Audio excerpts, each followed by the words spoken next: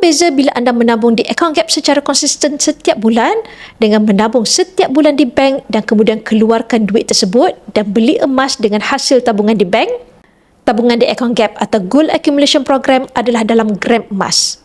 Gram emas yang anda beli bergantung kepada harga emas yang berubah setiap hari.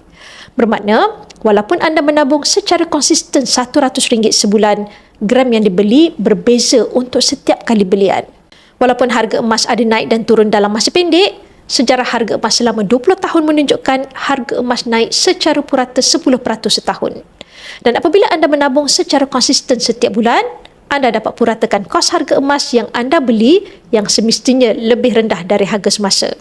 Dengan menabung di akaun Emas Gap, anda boleh menabung sehingga cukup gram yang anda target dan anda boleh arahkan sistem untuk keluarkan dalam bentuk fizikal. Untuk bermula, anda boleh rujuk pin video saya untuk 5 langkah daftar akaun Public Gold dan saya akan bimbing anda dalam langkah-langkah simpanan emas yang terbaik untuk anda.